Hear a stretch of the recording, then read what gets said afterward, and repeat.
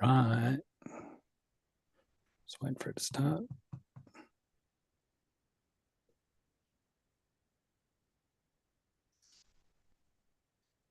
Okay. 12 weeks, 12-week anniversary. Look at that. Nice. Yeah. All right. We were just talking about how doing a poll on Facebook, in the Facebook group, as to what time slot may be better or more comfortable for people, so we could give that a try. I'm just going to check that we had questions. I got an email this week from Catherine with it said AirHeads and then it had complaint in the subject, and I was like, oh, what's this going to be about?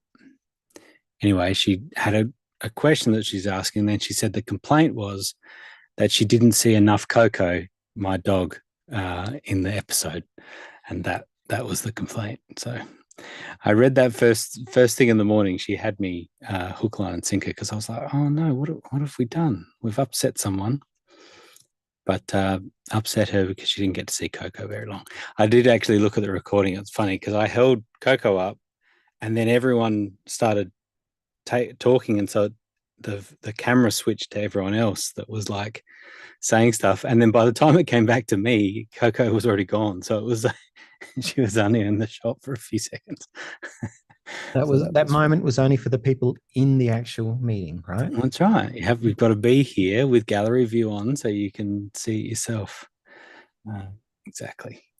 All right. I am checking. So Catherine was talking about, let me go back to her email, that the resource gallery. So a major challenge with the resource gallery on the app. So I wonder if anyone has experienced the same. I've been around the house with EA, said they've fixed it.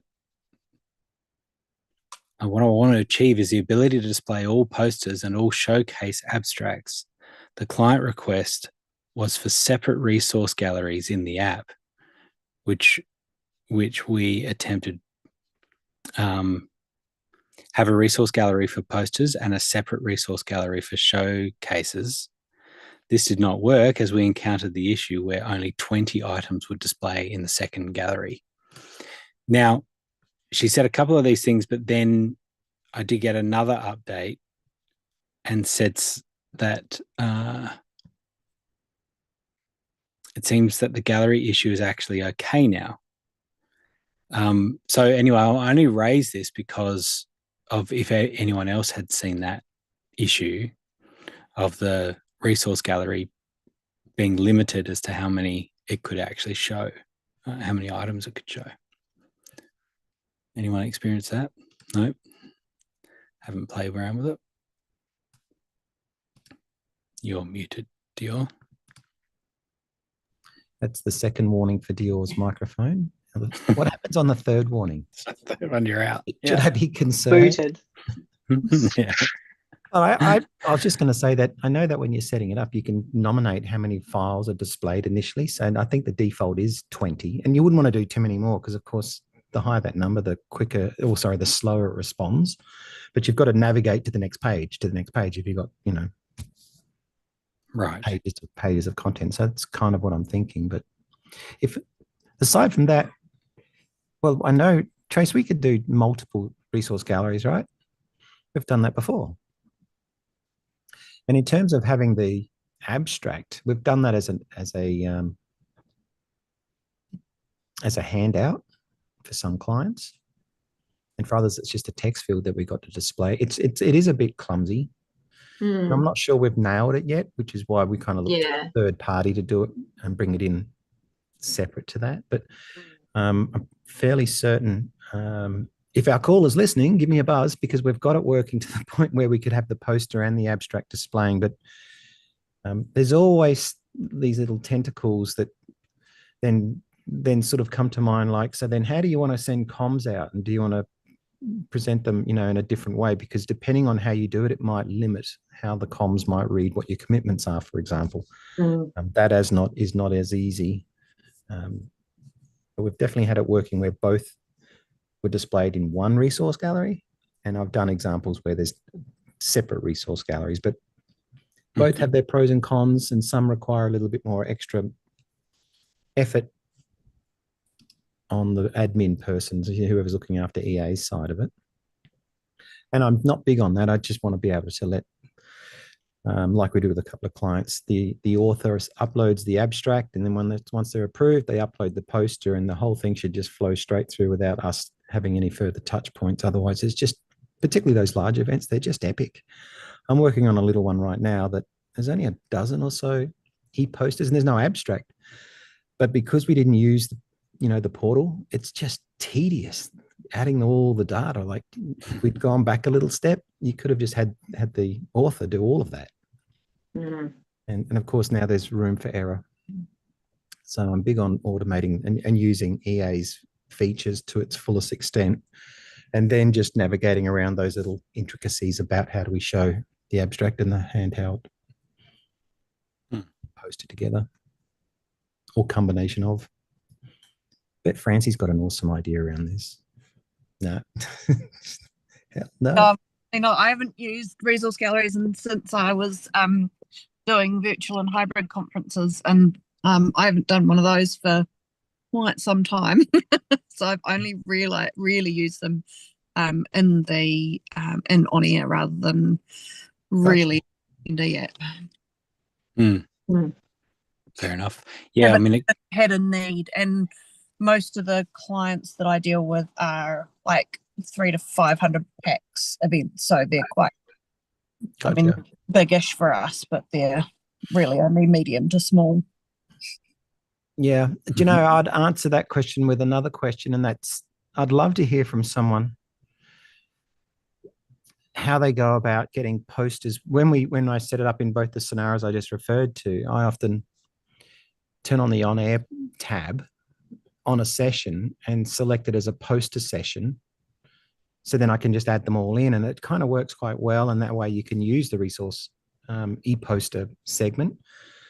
But it does mean that poster session has to sit somewhere on the agenda. The minute you pull it off, all of it goes away, which kind of logically makes sense, but totally makes no sense in terms of servicing that information cleanly without a bunch of manual handling. So the only thing I've found is pre-event, I have that e-poster session that's got a whole bunch of made up dates and times at the start. Once the session starts, right, the program starts, I change the date to the end, so it's not coming up on the first native, because it automatically comes up on day one, right? And so I just bounce the date around to just to try and semi-hide it, if you will. But the fact is, there's a session on the agenda that says e-posters that makes no sense. You look at it and go, what do you mean it's 9 till 12 or whatever on a Thursday? I thought the show finished on Wednesday, or whatever it was. So yeah, I think we come across that we just made it like we had it at the start of the day before the event, and then we moved it to like lunchtime, so that it was actually in the agenda, and it kind of made sense where it was. And I think we've appended, in brackets, display only or something like that, just so delegates aren't coming to radio going, hey, where's the poster session, right? It's like, it's not real. It's in the cloud. Yeah. All right, well, it sounds like we both are waiting for a silver bullet on that front, Francie. If someone's got a great idea down the track listening to this, they should definitely bottle it and send it to us, and we'll be most appreciative. So Catherine did write another comment. She said, loving these calls and picking up great tips. So I'm coming back with one for Dior in exchange. If manually creating dummy presentations to allow comms to issue useful info, I use a dummy presentation type and status, uncheck this from digital agendas, and then don't need to bother about deleting them again. guess that works too, right? My unmute button doesn't. Yes, it does work. I think it's a completely reasonable solution on small scale stuff where it's about the volume of data. You start doing that on a multi-stream event, and I don't know about you, but there's a ton of stuff to think about, and managing those entries can be problematic. It's kind of like we've got scenarios where we have to have, workshops have to be entered in the system twice as functions, right? So there's inventory count against them, so we don't oversell a workshop. But then we want all the session information as well, and if it's online and all that sort of stuff. So now you've got 2 entries in the system for the one. And whilst it's completely doable, I agree, it's just double handling, right? What that there's inventory in sessions, right? Don't say it like I should know that. don't pretend that I is there real? No, there's not. Yeah. So basically the only real difference, like in terms of functionality between functions and agenda or presentations now, is that if it's something that you've got a fee against, it has to be a function. But I was going to say, you can't sell a session. Can't sell a session. Yeah. So for like if you've got pre-conference workshops or anything like that, they still have to be in functions. But if it's just the inventory, perhaps that's what I'm getting. That's the bit probably the key bit I'm missing is being able to sell it. Yeah. So selling still has to be done through functions, but agenda there is inventory. I remember being very excited when that happened. Yeah, and of course, the minute you said that, the very first thing I do is open up a session just to go, wait a minute, and then you're right, Grant. It's about selling and having commercial, sales on it. So, you're right. That is definitely better. It's good for room numbers and stuff as well, right? Yeah. It's funny with the larger events that we do, we tend to still, it sounds weird, to double up on a function and a session, and it keeps it much easier for us in the display of it, and so the functions are essentially hidden, and then we can treat everything the same. But that was partly also about the data access that I had was better for sessions than functions. Now that's a little bit better, and it can be, for doing a custom like agenda or, website agenda view, that could probably work a bit better now with functions and sessions. But that was one key problem. At one point I don't think we could do custom fields either, but I think, I know you can with functions now too. So it was also how we would get access to it. But it would be just nice if you could just sell a session. That would just make it much easier. But at least you've got the ability to hide from agendas and stuff for functions and sessions. So it works really well. Do you mind if I just jump in quickly with no go? I was just about to ask.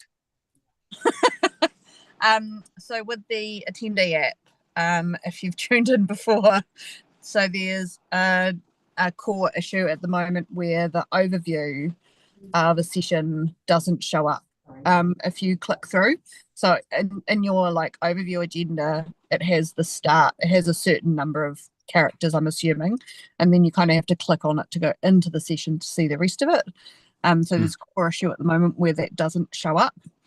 So it just leaves you hanging if you've got a long sentence for your overview. So there is a workaround. There's basically you need to add in, tick the box for session checkout. I was recommended today. Originally it was check-in, but then it brings in the session check-in option on the agenda. So if you just choose check out, then that works. In my case, I'm using my itinerary, my agenda, just my agenda. So you do have to have the agenda component.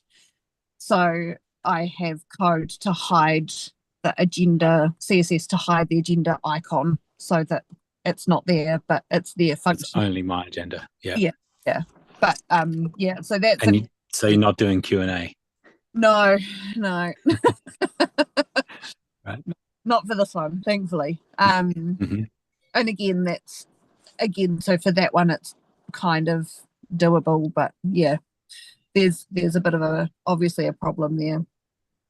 And hopefully they'll fix it. Is that for the modern theme as well? The newer, both of them. both, right? So the thing, and actually I meant to ask, I will try and ask again tomorrow if I remember, because I'm using the standard theme just for this client at works. That with the modern theme, it comes up with the agenda and then the personal agenda in the same kind of space. They're not two separate icons. And so I don't know whether whether they've got something again to hide the agenda in the modern theme, or whether you'd still have to have both of them. So can I just clarify? So you click on a session. Yep. And then just under the favorites little star, there's a thing that says session overview. Yeah. And that's the bit you're talking about. If you have some text in there, that it'll freeze or hang. So it shows on the main agenda, but if you click through into that session where it says overview, there's nothing. The what you've written doesn't show up.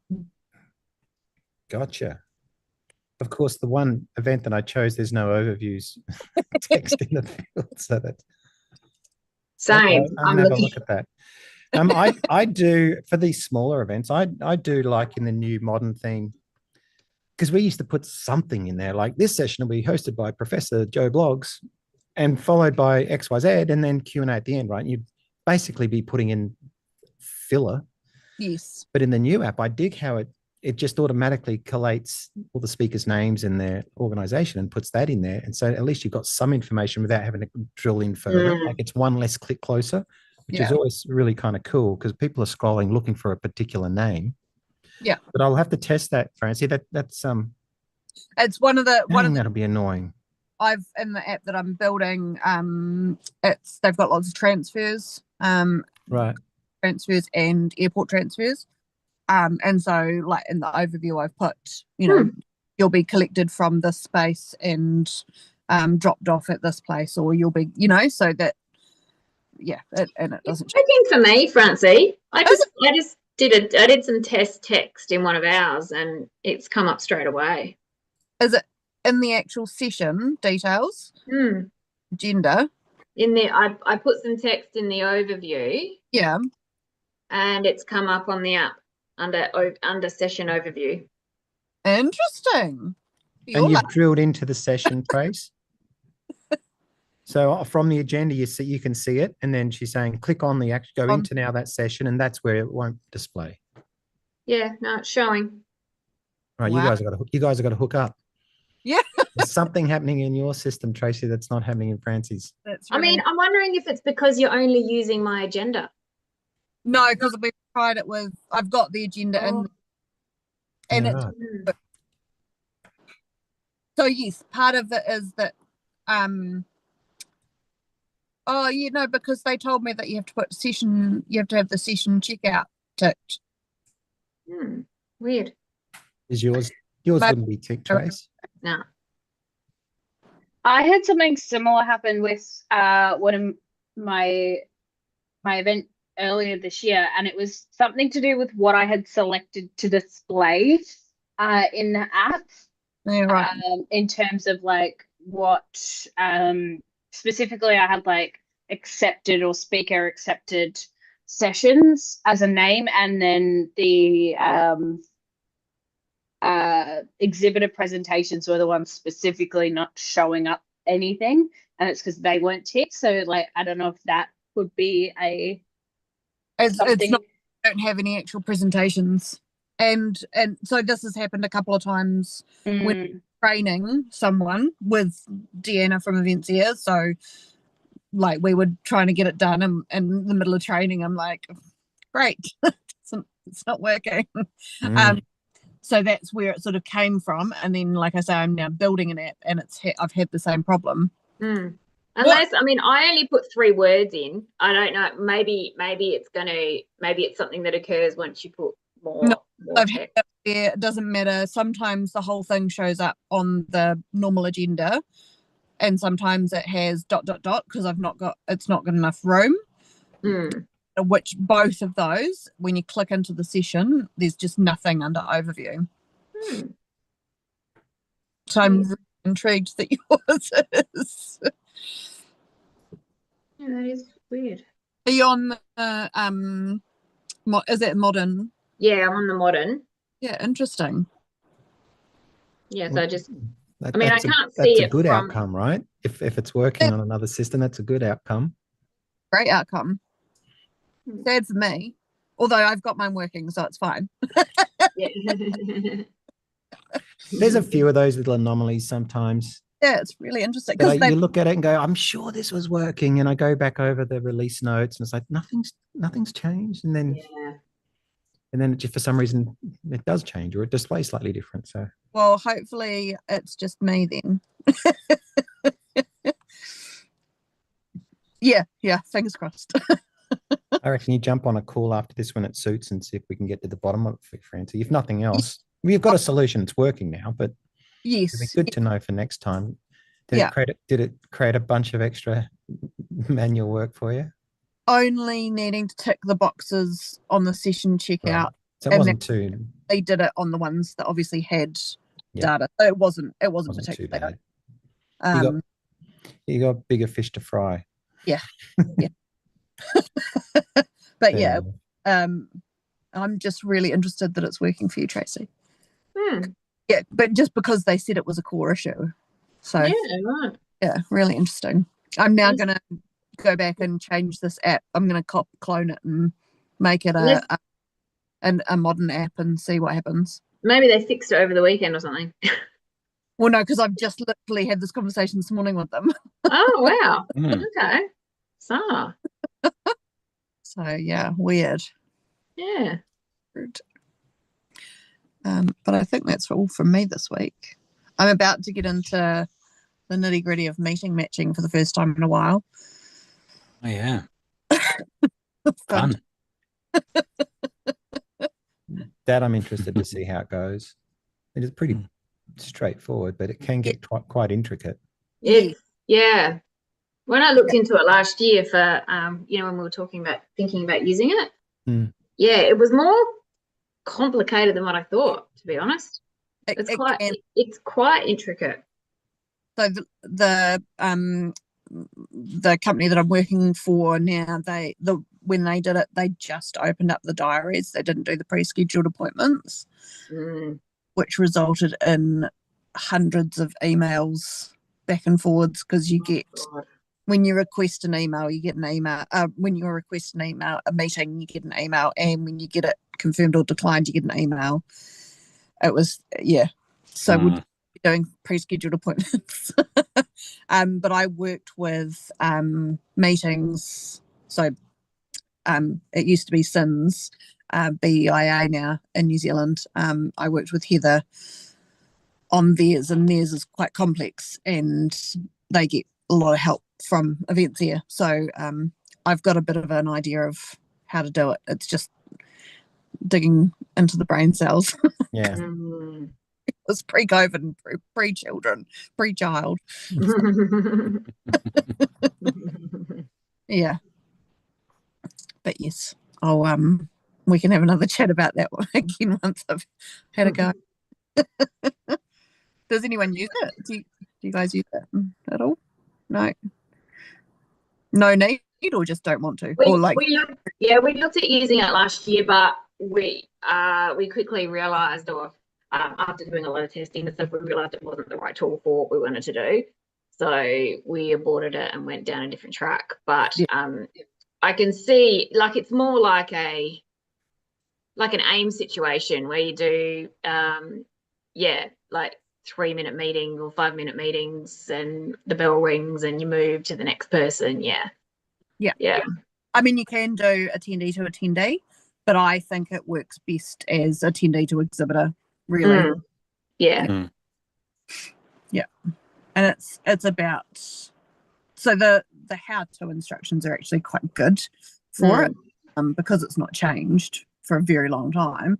The instructions are pretty good, and like when you go through it, it can be complex, but it's also reasonably easy to do. That makes sense. Yeah. Yeah. Yeah. Right, I better go and turn on mum mode. Yeah. Finish the day. Yep, fair enough. I'll Thank see you. Week. Okay. See Great. ya. See Yeah. ya. Bye-bye. I've got Right. something exciting, or at least exciting to myself, to Yeah, cool. share in our favorite portal. Can I share screen on this? Yeah. No, I cannot. Let me check. Hang on. Now you can. Excellent.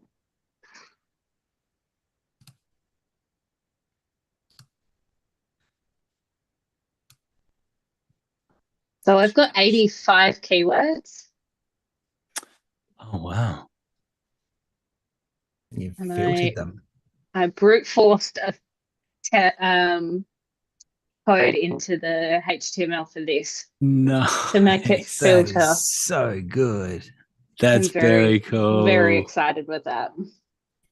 So yes, it was a pain in the ass, and ChatGPT did 90% of the work for me, but Yep. Go chat. and definitely do not allow anyone to go, I need to add a new keyword after you've set it up, because Yeah, right. then you will cry. But yeah, that's my exciting thing in our least favorite or most favorite portal to discuss in this group. Yeah, right. that's right. And Kel, do you allow the authors to, once they've submitted, do you allow them to come back and edit? Or once it's submitted, it's locked? I am allowing them to come back and edit, because we had some issues last year where they would nag us to like update the spelling of one single word, and then we'd allow them to go back and edit, like change the settings, and then they wouldn't submit. Like they'd forget to actually properly. I'm like, I'm not touching anything for you, but like here's access again. So I'm allowing it up until like the day before, and then I'm going to take away the options to that like allow edit filter. And of all those categories and subcategories for the words you just showed us, have you got controls like a mandatory that like you can select one or four, you have to select X amount, or is it just for the keywords, they can select as many as they want. So they have to select a practice area as like the filter above, and then they can select the keywords based on what might relate. And they have tested it. It works that if they filter down to those smaller lists, it will still select and submit them, even if they then change to a different filter and select something else. So yeah, was pretty exciting when I made that work. I was like, I reckon I could make that work, and stayed up way too late working on that code. Awesome. I think that the functionality of search for these events, when you get the authors actually using it, the whole search thing becomes so much better and easier. You can just do a quick random search on a particular interest or word or two, and they just get such a better response than the constant scroll that I see them doing. Yeah, awesome. Correct. Love it. And then also, because a lot of our feedback came was like, oh, the 85 keywords is very overwhelming to read, and then when you're submitting, and I'm like, oh, surely it's not that bad. It's all in alphabetical order, but there's some things that like falls is something, as an example, that crosses about 4 of our keywords. So to break it down even further, I was very excited to make that work. Yep. You could sell that, I reckon. That's an awesome feature. I know. I wish I didn't figure that one out only on Friday, because I was like, I could have submitted for one of the Airtime Awards, but I missed the boat. You could have. Yeah. Oh, well. The it's all right. Eventually, you can reach out to me when you watch this recording. It's a bit late. So is it just some code you can cut and paste straight in? So Yes, you need to get the like full list kind of Yeah. Built taxonomy. first. Yeah. Yeah, correct. And pull it exactly in the order. Yeah. I've had to brute force it onto like a nth number is kind Yeah. of pickup. And yeah, managed to do those buttons. I can send you the code that I use, and then you just work with ChatGPT to I wasn't going to be go through. so straightforward in saying, give me the code. Okay. ChatGPT did the work for me. It's not mine. Hey, chat's only as good as the person operating and asking the right questions. So you should take I'll some say that. prompts. It's very cool. Yeah, the Yeah, right prompts. it was very, very exciting to make it work. Well done. Okay. That's really cool. It looks great too. We've been working with a client that when you're in your own system, you can, we all get in the habit of your clone or copy or do something. But as Tracy and I just found out of recent, when we had to go into a client system that we're working with, it's like, oh, we've got to start from fresh. So things like,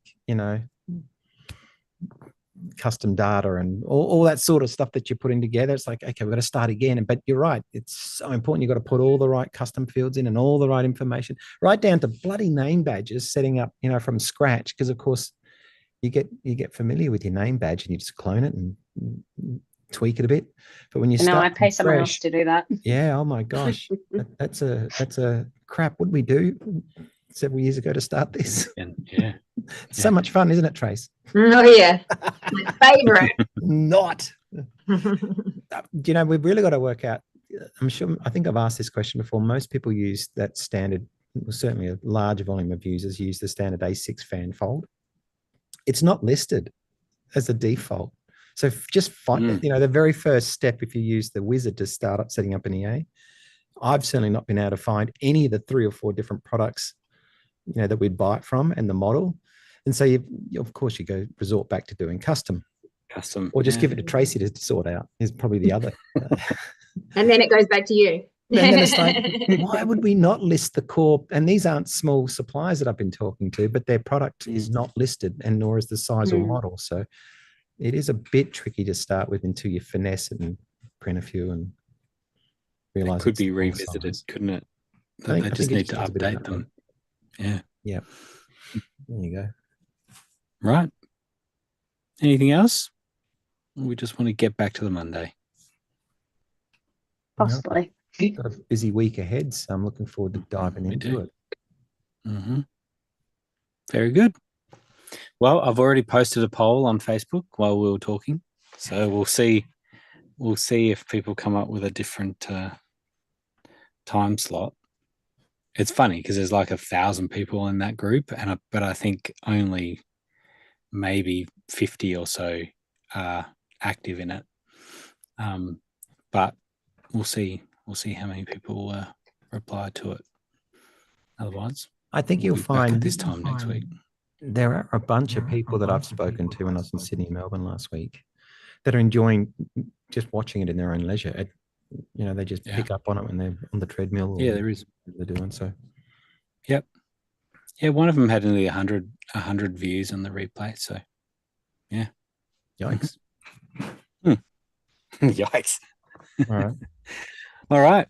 Well, thanks, Kelly. That's awesome. I'm inspired by what. Thank you. You just you're only limited by your imagination now. It's really cool. Well, I mean, Sarah Allen taught me that I could. Sorry, I know we're not meant to say names, but taught me that I could put code in there to make things happen. So she opened the door. Yeah, absolutely. Inspired you. 100%. Nice. Okay, guys. Sweet. I think we need one of those boards, Grant. That motor show car where they get the cars and they keep track of who's the fastest lap. We need to come up with the coolest code and have a visual script behind you so we can put whoever's name at the top, voted by the viewers. Yeah. Who's writing the coolest script out so we can nerd out on it. Got a script for that. That's so nerdy. All right. I'll take the honorary first place. Just I think you deserve it. That trumps everything this time. So yeah, exactly. You're up. All right. I'm up for the challenge. See you. All right. See you later. Bye. Bye.